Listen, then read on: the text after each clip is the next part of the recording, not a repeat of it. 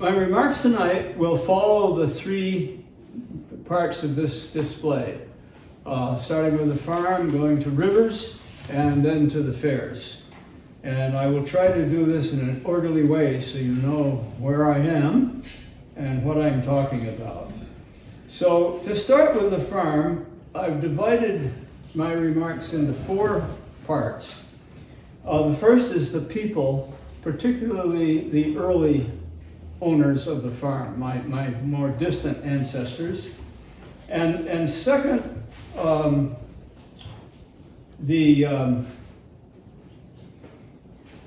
my experiences, my personal experiences on the farm, which were very important to me and played a part in the books. And then third, the farm is a community institution, sort of what it was at its soul, you might say. And then finally, a short few remarks about the terrible flood of 1947 that did great damage. So the people, starting first with my great-great-grandfather, Henry Lester. He and his wife, Mary, moved down from the hills of Chittenden, where Chittenden Dam now stands. Does anybody know Chittenden Dam? It's right near the, what's it called? Mountaintop Tavern, which is a well-known resort restaurant up there. Anyway, that was his farm. He moved to the valley floor to a basin and bought a number of acres there, out of which the final 80-acre farm was carved. This is about 3 miles, the site is 3 miles north of what was then the village of Rutland, now the city of Rutland, north on Route 7. So I'm sure many of you have driven in that direction. The next property up was the Thomas Dairy, and a number of you probably are familiar with the Thomas Dairy, no longer in business, recently went out of business. Anyway, that's where the farm is located and is still there. Henry built a fine farmhouse, which is still there, although significantly modified. And he went to work as a farmer, as he had been up in the hills. He's an interesting man because he not only was a farmer, he was also a writer and a thinker. And he left several documents, two of which I will mention. One of them was an essay on horses and horsemen. He had very strong opinions about horses should be trained, what they should be used for, how they should be treated. He hated whips. And he hated horse racing because he thought that it was abusive to the animals and that it attracted an unsavory kind of person, gamblers. And he thought that it was found most commonly in the South. He hated slavery. So all in all, horses should not be used for sport. They should not be used for gambling. They should be used for work and they should be treated kindly. More important, however, for tonight is a longer piece called Man Made for Agriculture. This is an account of his idea of how farmers came to be, the whole history, starting with the Garden of Eden.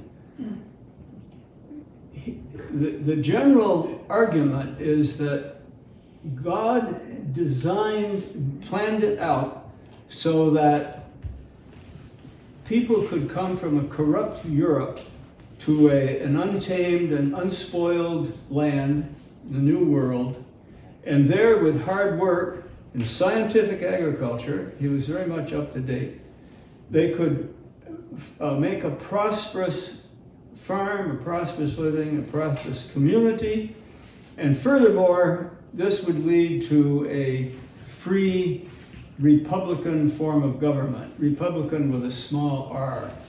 So farming was a divinely endowed gift if it was done in the right way, and it was intimately connected with the kind of political regime that he thought we had and wanted to support. I should mention too, as kind of a side note, that the land in Rutland that he bought was not the only land that he dealt with.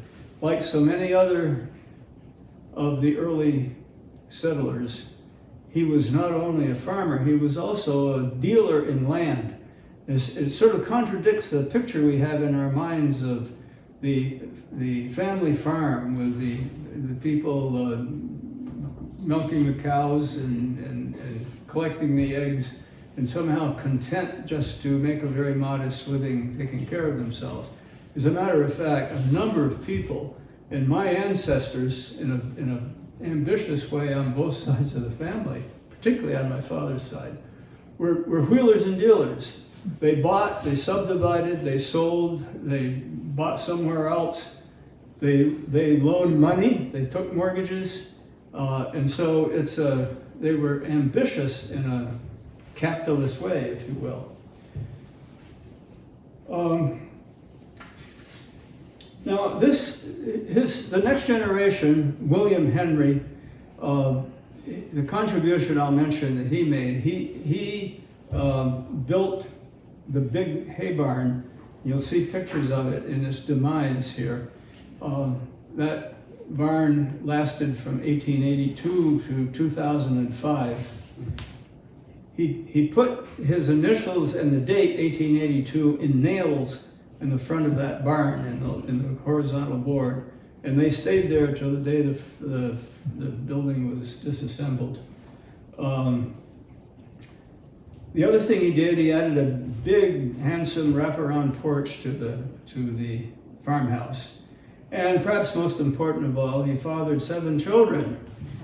And among them, the 2 I will concentrate on were Milo Lester and a daughter, Pauline Lester. And this is where I come into the story.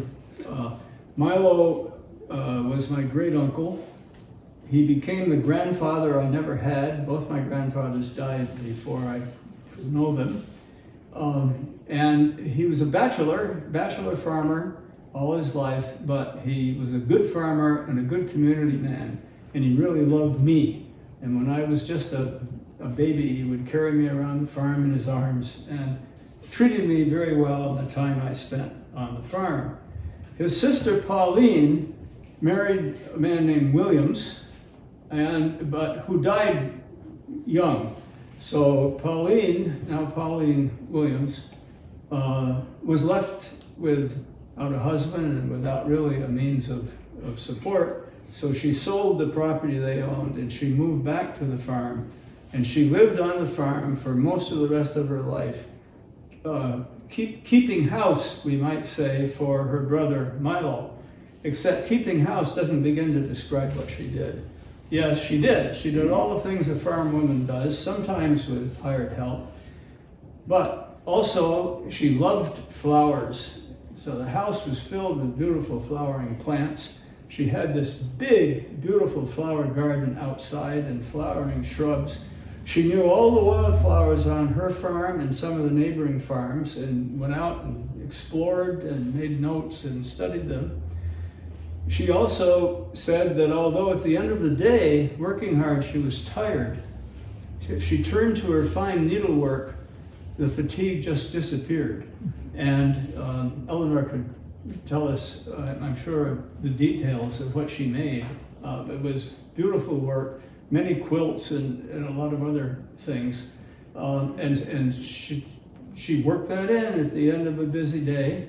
She also read her Bible every evening, and carried on for years as really I think she was probably financially also a partner in the farm somehow, because she certainly accumulated some money over her lifetime.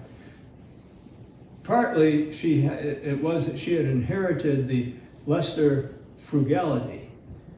She was very frugal. In fact, her dying words were, "I hope I'm not in arrears." And she was not. Anyway, and then the next generation down was her son, Sherwin. Sherwin married a woman named Elrina. So Sherwin-Williams, having nothing to do with the paint company, was on the farm and ran it with Milo, and then after Milo died, it became his farm, and it was then the Williams farmstead, and that's what it's still known today. Today, it's a very modest market garden.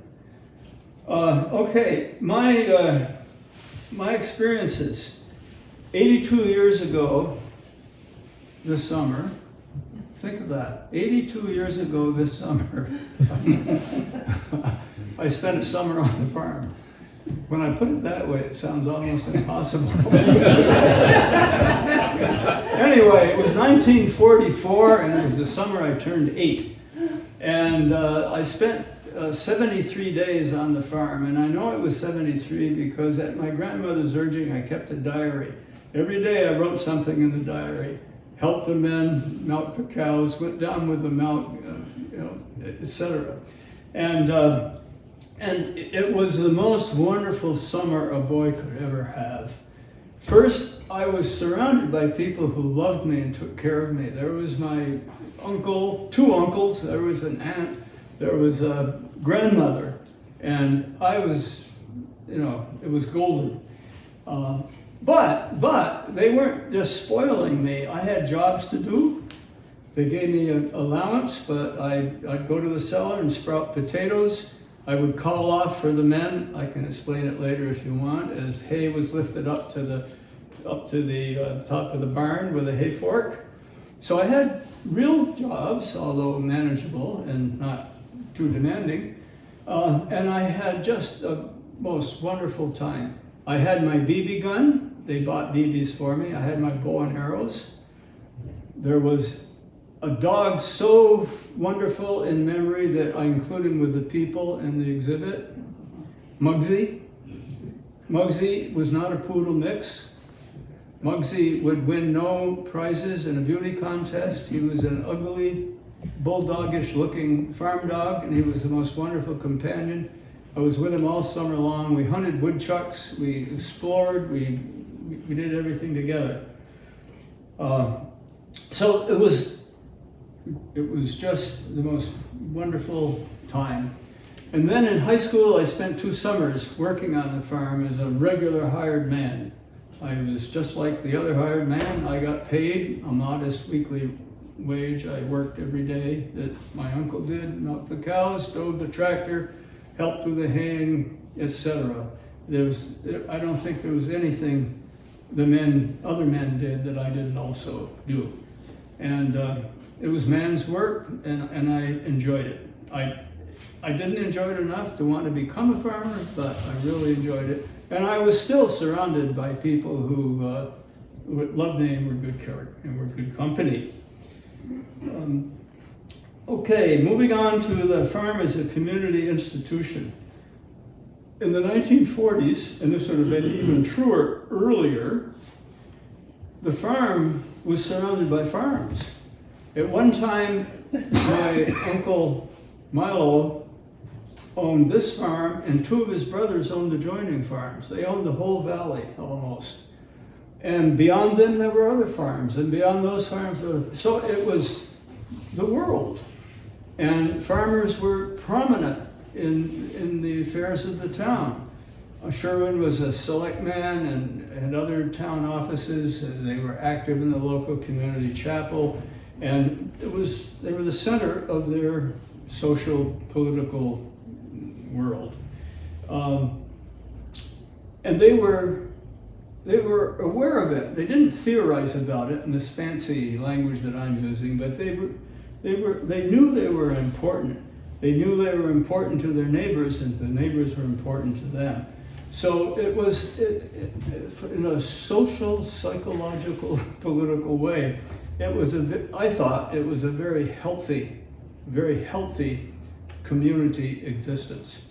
And I watched it over the years wane in the community at large as the farms got sold off.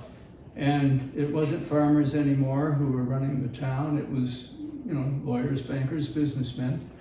And in the family too, I noticed that Sherwin was still devout and that he would say things like, "I'm glad God made me a farmer," but he probably wasn't as passionately devout as his grandfather had been. And other generations, as it happened almost everywhere, that sense of oneself in the world as God's creature put here with a special purpose, that faded. Okay, one last remark about the flood.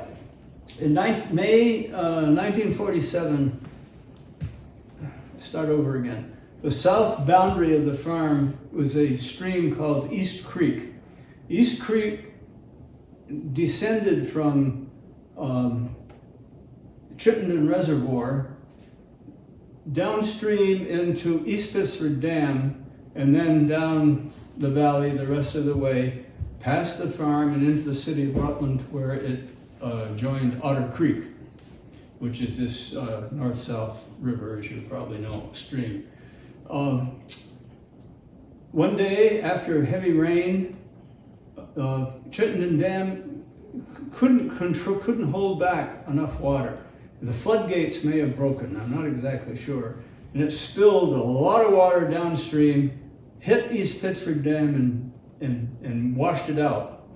And that water came down the valley. And high water often happened and would maybe come onto the field and almost reach the house. But this time there was more of it, and they were nervous. And then they got the phone call, East Pittsford Dam is broken. And so immediately my Aunt Elrena took the older generation and her kids in the car, got on the road, went north up to the Thomas farm out of danger. Sherman was left with Clarence, the hired man, and a truck. And Clarence was confused and befuddled by this sudden event. And Sherwin had to drag him off the porch into the truck. But by then the water was so deep, the truck had no traction, and it wouldn't move. So Sherman grabbed Clarence and started up the road, walking as the water rose higher and higher up his legs. And it was a very close call. Finally, he could have left him. You know, you could have said, well, 2 of us could drown or just 1. He could have left him, but you didn't do that. 2 would have drowned or none. And it turned out that the last car that had passed on the road, it stopped up above, saw what was happening, and was able to back down. And so they met partway, and they were rescued. But the aftermath of the flood was devastating. 55 acres of lovingly tended field, covered with 2, 3, 4, 5 feet of mud, stone, debris, trees, every imaginable piece of detritus you can think of. Neighbors who had watched the flood from just up the road a ways said that full trees came down the river. The roots being heavy enough to keep them up, came down the river like this. The chickens were lost, the pigs were lost, the calves were lost.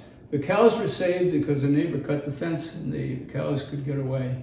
There were 2 horses in the horse barn, and they were so panicked they broke out of their stalls and climbed the stairs to the loft. Oh my gosh. And I was told that if you want to imagine something difficult, imagine trying to get 2 horses down the stairs after the flood. But they did it without breaking a horse's leg. They did it. The house itself was saved because trees and other debris backed up behind it just enough so that the water was somewhat diverted around it.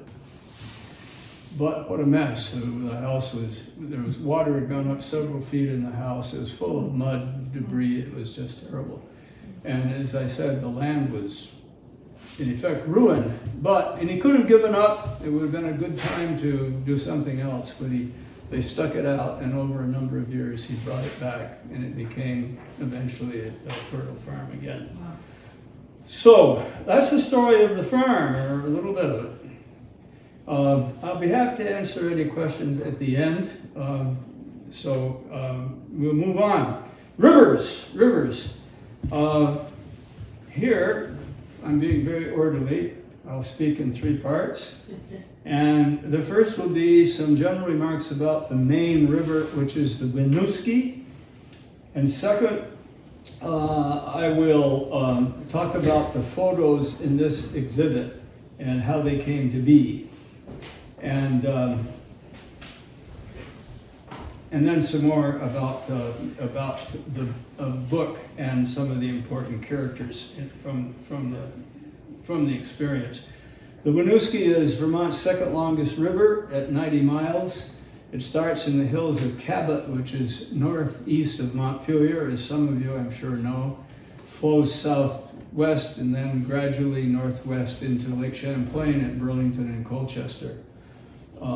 It's 90 miles long. Otter Creek, unfortunately, is a little longer at 100, but it's the watershed of the Winooski is the biggest watershed of all the rivers that flow into Lake Champlain in Vermont, New York, Quebec. So for Vermont, it's a major stream. I grew up 10 minutes away from it by bicycle. I like to fish. It was good fishing. There was a dam and a powerhouse right there, and rocks to climb on and places to swim where I shouldn't. And all in all, it contributed a lot to my boyhood. And it was the south boundary or the boundary between Essex Junction and the town of Williston. So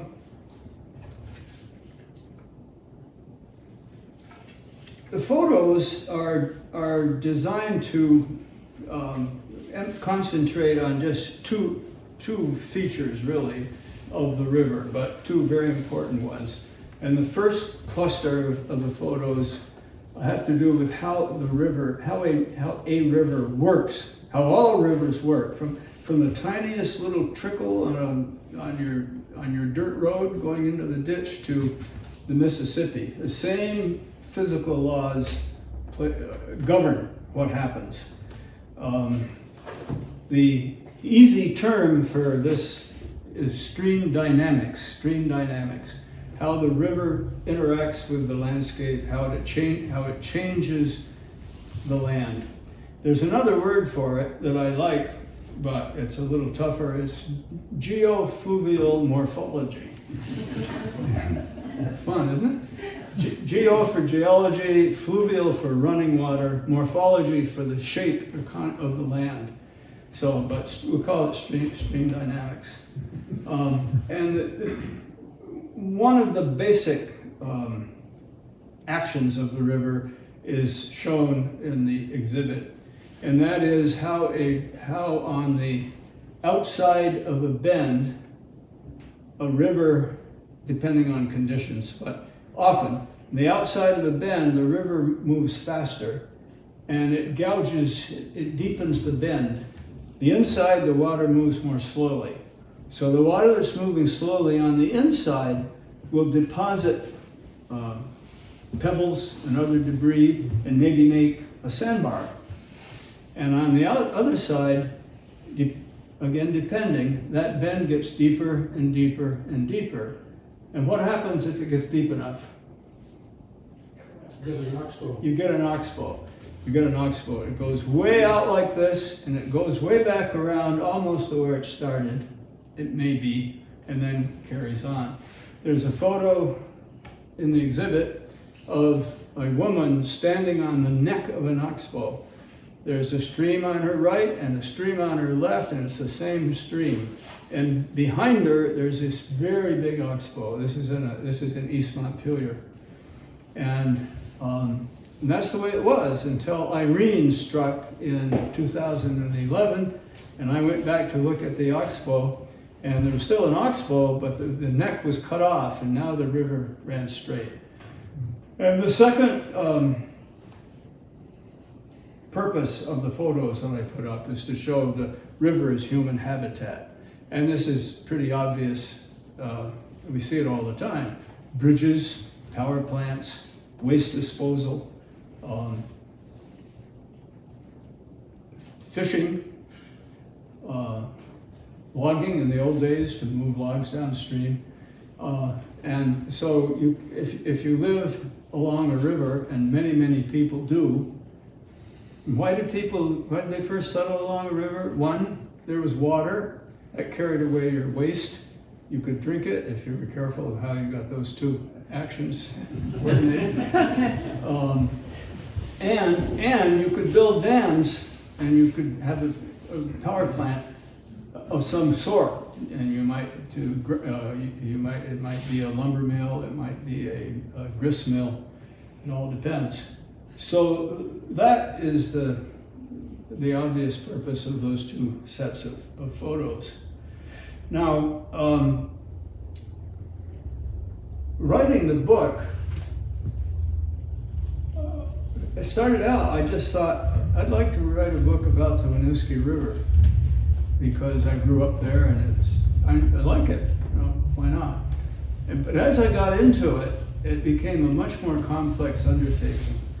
As I began to learn more about it, I decided I really want to study this thing. I want to understand stream dynamics. I want to go look at what happens. And to do that, I divided the book into alternating chapters. One chapter is my experiences paddling from this place to that place and taking notes, watching, looking. And then the alternate chapter would be interviewing somebody who had something to do with the river. And here's a list of those people, of some of these people. One of them, the person who gave me the most help with the geology is somebody you know or may know, and that was Chuck Rattay. Chuck Rattay was from Brattleboro, his wife Judy. He was a colleague of mine at Windham College and a good friend. And he took me up and down the river and he pointed out, he called to my attention really significant geological aspects of the valley. He gave me books and I went to work as his student in effect. But there was also hydro plant operators, several of them.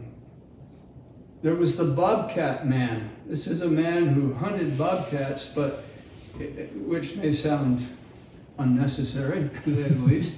But he also was very interested in the preservation of the species. And every time he went into the woods, he came home and he kept a journal, he kept a log. This is what I saw. All the animals, all the birds, and now and then he might shoot a bobcat. One time he didn't. He saw bobcats mating. He lifted his gun, he thought twice and put it down. So he didn't want to interfere with that moment of ecstasy. He cooperated with the fish and wildlife biologists who were conducting a study on the health of the bobcat population. He would give them information they could use. It's a more complicated story. There were fish and wildlife biologists, all of whom were most cooperative. They took me into the field. One of the things they did was they didn't electrocute, but they electrified trout. We'd go way up in a small stream up in the mountains. We'd block off with a net downstream, and then we had a generator. We had rubber hip boots. We stood in the stream and we started the generator and we stuck the rod into the stream and 25, 30, 50 stunned fish would float to the surface. They weren't dead, they were just stunned. They were gathered, measured, everyone measured, detailed notes taken, and then eventually the fish, they were put back in the stream and they recovered and so on. And the biologists would go back and do that year after year to study the health of the stream, the health of the environment.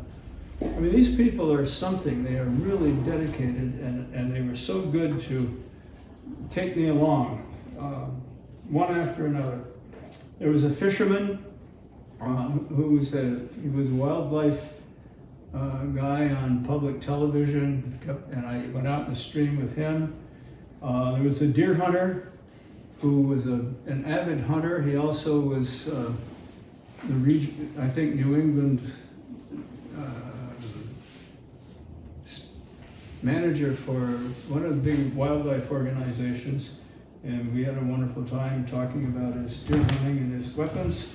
There was even a trapper, and that may sound repugnant to you, but this was a man, French and Indian descent, who had managed to buy a property right on Lake Champlain in the far north end before it had become popular. So he was able to buy a house there right on the lake. And he had a hard scrabble existence growing up. I listened, I sympathized, we became friendly. He took me out on the trap line. And this sort of thing happened over and over again. And it sort of, so it was a human experience, not just research. One more story. The first night I camped out some of my travels. So that was the first night I camped out in Cabot. Woke up early in the morning, gathered up my stuff, walked down the river a ways, crossed the river on a classic farm bridge. There's one pictured here. Crossed the field, crossed the road, and there was a man digging in a garden, working in a flower garden. His name was Danny, and it turned out he was working for a woman, Amanda Laguerre.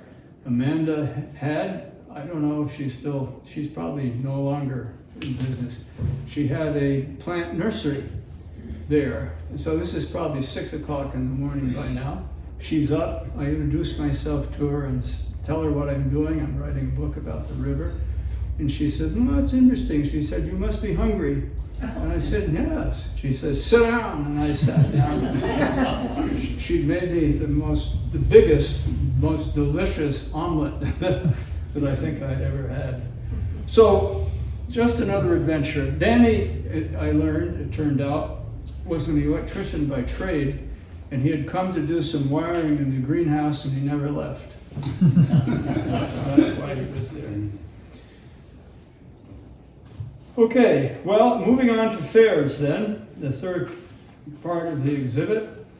And I will speak first about the making of the book, and then I will suggest ways in which the fairs have changed over time, and then I want to speak about Vermont's own carnival at the end. So the book was made in a way, burlesque and more or less, Blue Ribbons and Burlesque, more or less the way these other books were. I went into the field, as it were. I took photographs at almost all the Vermont fairs. This was back in the good old days of 35 millimeter. And I talked to people that worked at the fair. I did research on fairs. Again, I had a wonderful time talking to people. Just one example, there are oxen in the exhibit, ox pulling. Well, I met a couple in Rutland who had oxen, and the woman was the actual passionate trainer of oxen, and I spent quite a lot of time with her, hearing about her adventures raising these animals. So I found that I think I was good at that sort of thing, and I really enjoyed it. If it hadn't been for the people, you know, these projects would not have appealed to me anywhere near as much. So have the fairs changed? We've all gone to fairs. In many ways, they're exactly the same as they were 30, 40 years ago. They still have rides, they still have exhibits, there's still a carnival, there are still competitions of various kinds. But there are some ways, significant ways, in which they have changed, at least in Vermont, and probably fairly widely. And one is, they're no longer freaks, they're no longer freak shows. And the reasons are probably because we have been taught not to think about people with disabilities in that way, or use that term. And so our sensibilities have been, they've become more refined. And also, there are fewer quote, freaks. And I think that's due to abortion, better medicine care, better medical care, abortion, contraception. So there are fewer employees for such an enterprise. At least that's what people in the business would tell you.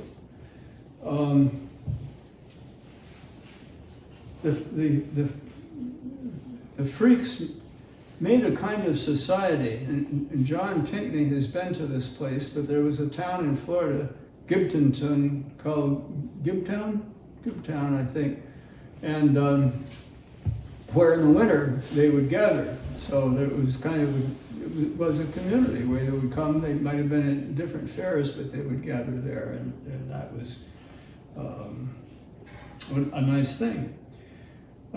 Also, there are no more strip shows. They were a prominent feature at many of the fairs in the old days. I need to mention one other thing about the freak shows. What you saw on the banners outside, like the baby with one head and two bodies, or vice versa, often the banners were more exciting than what you saw inside. And I love the story of the Siamese twins who were on display.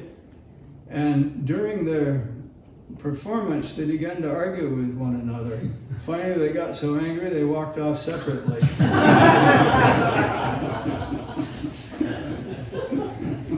Anyway, back to the strippers. What you saw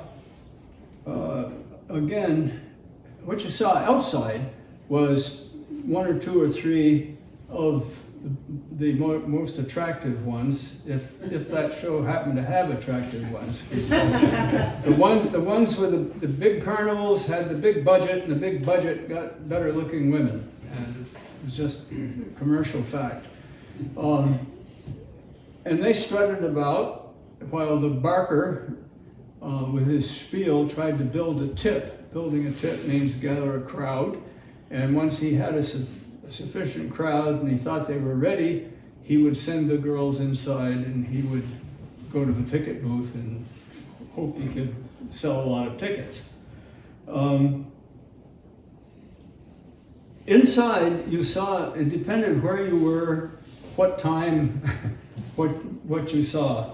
Often, I think what you saw, based on my limited experience, it was just bumps and grinds and nothing terribly erotic. It might be good, relatively good dancing, I suppose. However, in 1973, a minister in Rutland wrote an article in the Rutland Herald.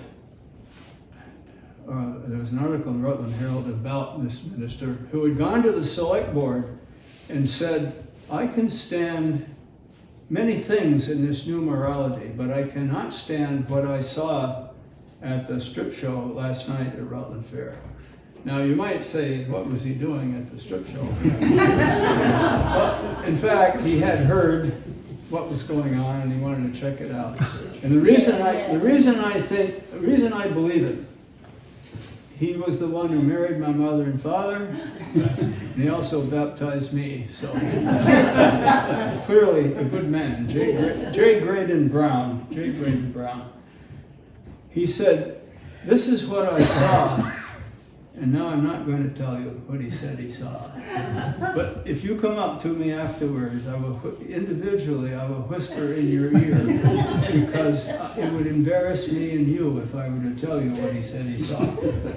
Now, the closest I came to something like that was at a small, I'm not even sure if it was a fair, it may have just been a traveling carnival somewhere up in northern Vermont.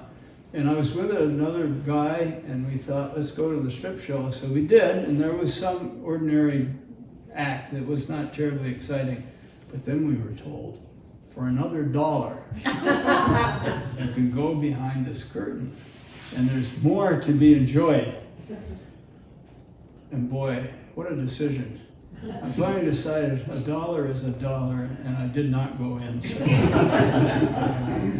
don't know. anyway, why did they disappear? Well, partly it was public sentiment had changed. It was exploitative of women, obviously. You looked at these women and you could imagine that they probably performed other services besides stripping. Sometimes the barker would look really, at best, indifferent, just sort of out there doing his job. Sometimes, with a little imagination, you think of him as cruel, and who knows what kind of things he expected of these women after hours, or other people around the fair too. Money could be made in many ways. So partly you could say we grew up and found it unpleasant or repugnant. But one former director of Rutland Fair said to me, he said, it's obvious why the strip shows have failed. He said, on film, you can see acts that are many times more enticing, more skillfully done, more erotic than these poor women could ever perform on stage. Who knows? And lest we pride ourselves too much on our refined sensibilities, our kind of moral scruples, it's good to know that the porn industry now is estimated to be, I think, some $2 billion worldwide. I've read, I can't know it's true, I've read that the pornographic film industry in the United States is more profitable than the non-pornographic film industry. So, are we more refined? Are we more? I don't know. I suppose what you watch in the privacy of your living room or couch or bedroom, with nobody else watching you, or maybe one other person, maybe that makes you morally superior to the person that would go out in public and watch strippers in a tent. I can't answer that question. Okay, my last remarks have to do with Vermont's own carnival. Reed Lefebvre, King Reed from Manchester, Vermont, had a carnival called the Mighty Monarch of the Midways, is the name of his carnival. And he traveled all around northern New England and into Canada for a number of years at fairs, and sometimes standalone events where he would just set up. The carnival, of course, is all the stuff that happens on the Midway. It's the food concessions, it's the strip shows, it's everything else. Any event that can be held, or any display that can be shown in the Midway is part of the carnival and is under the control of the owner of the carnival. The carnival is usually owned independently of the fair. The fair doesn't own the carnival. So the carnival is a traveling business. Reed Lefebvre, he was born in Dorset. If you go out Dorset West Road, you go past on the left a big stone house, remarkably handsome big stone house. And that was Reed Lefebvre's home. He came from a very prosperous family. He was well educated and he loved fairs, so he became a carnival operator and owner. I had the good fortune to meet his widow. His widow married again after he died.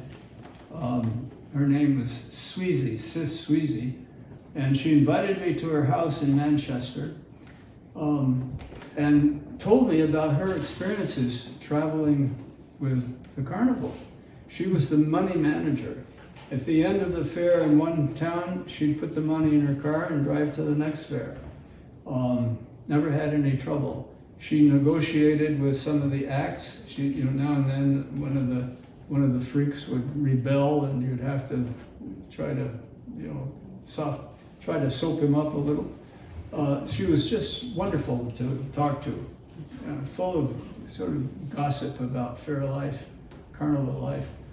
In the bar, in the basement, behind the bar, on the wall, there was this big display, and there were 3 prominent portraits. And to the left was Buffalo Bill and his traveling show. To the right was P.T. Barnum and his show. And in the middle, King Reed the Fave. Bigger than the other 2. But he was a remarkable man. He was also a state legislator, both a representative and a senator. He one time took some of his animals into the legislature just to show them. He was a Republican. The party wanted him to run for governor, but he didn't want to give up being a carnival operator, so he refused. He was good-humored. He was a bon vivant, big guy. He obviously ate a lot. He was very, the carnival owner would have to allocate certain plots of land to every event in the carnival. And you would think you'd go in with a tape measure to do it. And apparently King Reed would walk around and he'd say, there, and there. And I spoke to people that had shows under his direction, and they admired him for the sort of his quick thinking and how well he ran the carnival. Anyway,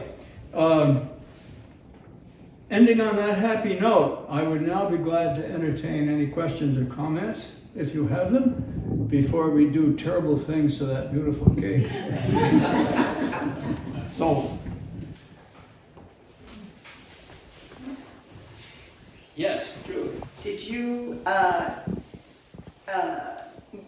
boat paddle the Winooski in different stages, or did you do it all at once? I did it in different ways.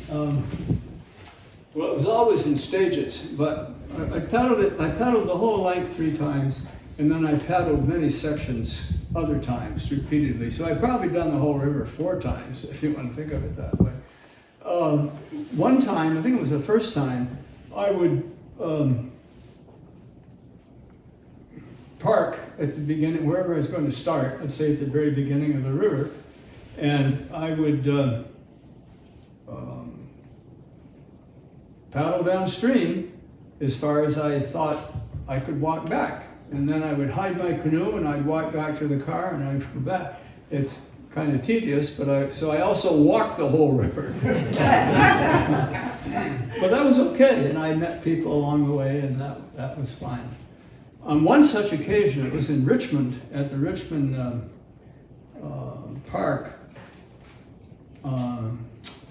It was late in the evening, nobody was there anymore, so I put the canoe in a certain place, and I walked back to, I forgot now which place. Anyway, it was 20 miles, and I got back to my car about like 2 or 3 in the morning, and then I drove back to Richmond, and the canoe was gone. So I got a hold of a policeman and a policewoman, and she came, and we were standing there where the canoe had been, and I imagined that it was now floating 5 miles down the river, when a man came up on a bicycle. It was in the middle of the night. He lived across the park, and he had seen kids playing with it. He had rescued it. It was in his garage. Wow. So it actually made it more interesting than if that had never happened. So I got home about, 4 or 5 in the morning. So that was one way, and then I camped out with a tent. I set up, and that's in a way more logical, but also a lot of work of its own. And there were portages on the Winooski that were really demanding. And the worst one was over, and I should mention this, over Bolton Gorge. It was so, I was carrying much too much stuff. And so it's very, very steep going up. I had an awful time getting it up to the top. And then I had a terrible time holding it going down the other side. I wanted to get away from it. But I should have mentioned, I intended to mention Bolton Gorge. It's the second deepest gorge in Vermont, 80 feet Queechee is 100, I think.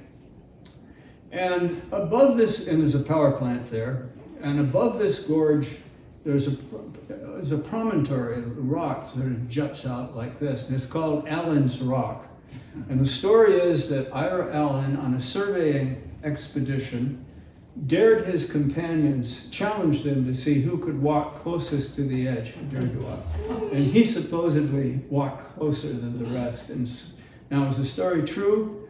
With a good story like that, it really doesn't matter whether it's true or not, but it may be true. So I wanted to do the same. I took 2 steps, and then I realized there's another way to do this. So I crawled out on my hands and knees. Not a great Allen, but you know, I'm second best. And I got out to the edge, and I looked down, and I thought, it's a long ways down. It's a wonderful place, and there are picnic grounds down below. It's great fishing down below.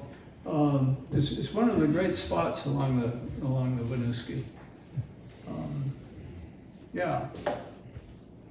So it was tedious. Some places getting out of the river with my gear, you know, where I had to stop to camp. You know, the bank might have been 15 feet high and that steep.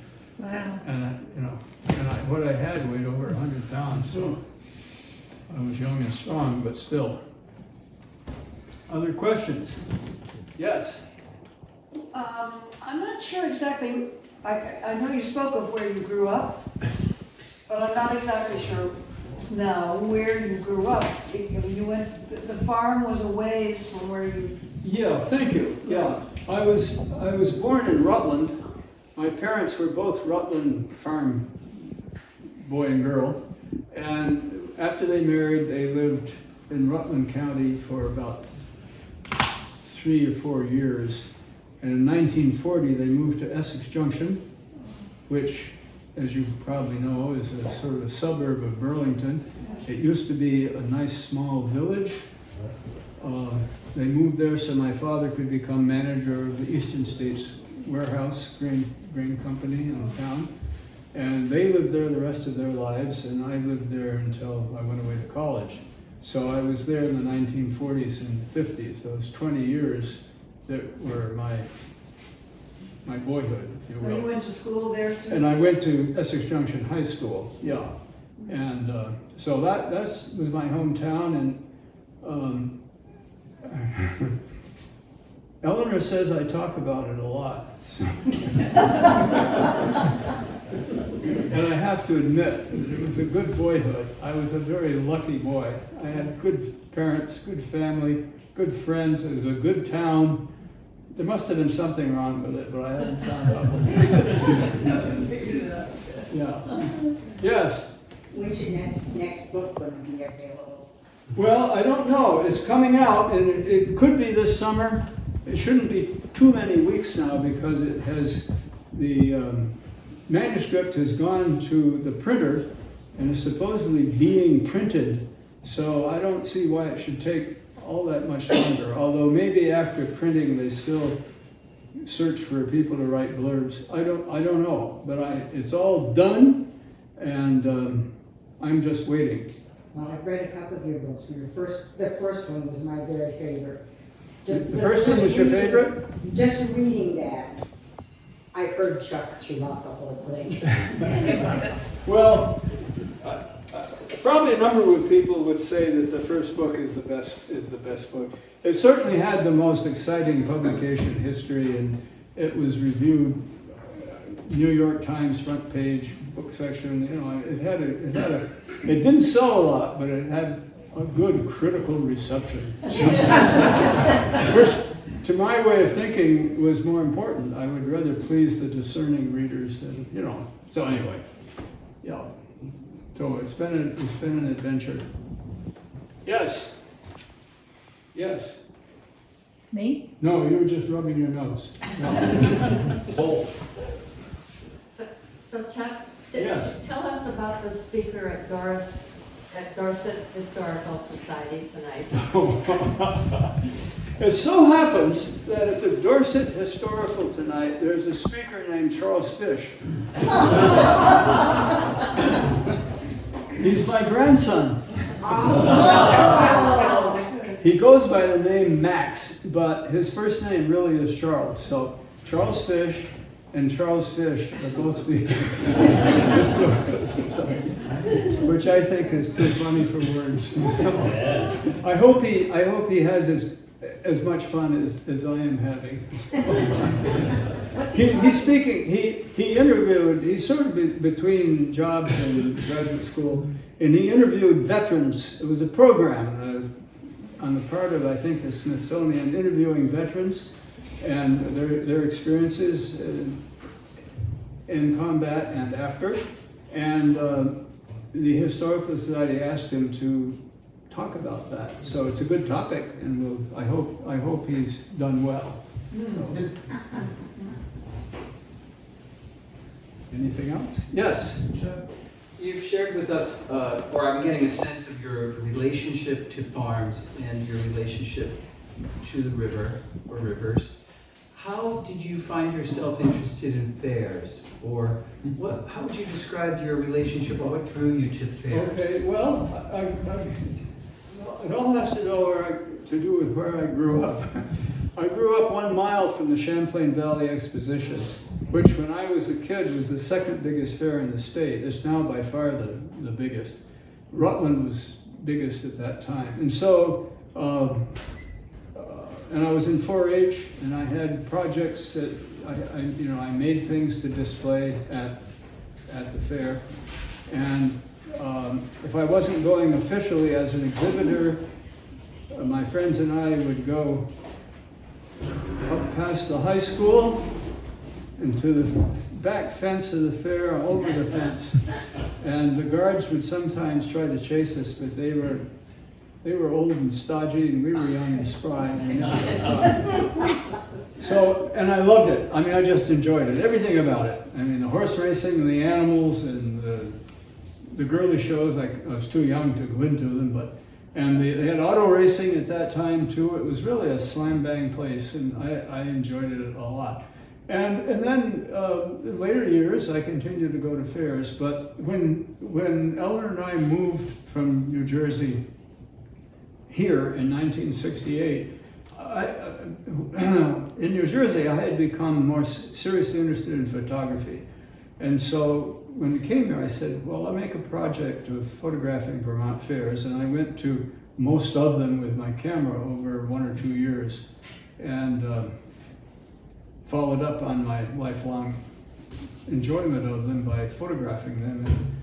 And the negative stayed in my attic for about 30 years, and then while I got engaged doing other things, and then I decided one day to try to make something of them, and fortunately was able to make the book. But I love people. The fair is it's a great panorama of human nature. You see all kinds of people, funny people, odd people, handsome people, weird people. And everyone's having a good time, or almost everybody. Now and then you'd see a woman with 3 screaming kids, but they're not having such a good time. So, what's not to like, I even like the noise. I like the smell of fried dough and sausages. I like maple syrup, ice cream cones, donuts, and cotton candy. All of them in one great place. Oh, one more thing about things that have changed at fairs, though. Tunbridge Fair, back in the day, was a very different fair from the way it is now. It's a really nice fair now. It's a nice family fair. You could go there with your grandmother, and both of you will have a good time. It wasn't always the case. At one time it was said, you would not be let in the gate if you do not have a bottle in your pocket and your neighbor's wife on your arm. And it was still that sort of fair when I was traveling around in about 1968. And there was a beer tent. There were a lot of drunks, scrambling around. There was, I remember a deputy sheriff who stood there in his uniform while this guy who looked as if he came out of a logging camp, at least 6 inches taller than he was and 6 inches wider, stood right next to him drinking beer, even though the sign said no open container on the midway. And the sheriff just stood there with a smile on his face. So it was, and the strip shows there were supposed to be exceptionally wonderful or dirty, depending on your point of view. So, and then a man decided, along with some other people, that the place ought to be cleaned up. This man, he was a wonderful man actually, he had the unusual name of Euclid Farnham. He said he probably was the only man in the state of Vermont named Euclid. His mother must have been a mathematician or something. But anyway, he worked hard, and over a few years he transformed the fair from what I just described to a family fair that you and your grandmother can both enjoy. Well, I hope they do seances, because that's the only way my grandma's coming with me. Well, Well, folks, I've gotten hungry listening. thank You you. have one more question? Oh, yeah. Very simple question. It would be me that would ask this. How did King Reed spell Reed? How did he what? Spell Reed. His last name. His first name, Reed Lefebvre. I'm sorry, how did he do what? How did he spell his name? Oh, spell his name? Spell his name. Reed. R-E-I-D. Huh? L-E-F-E. V-R-E. Tell me here about the reed. Okay, you good, All right. Sue? I'm good. All right.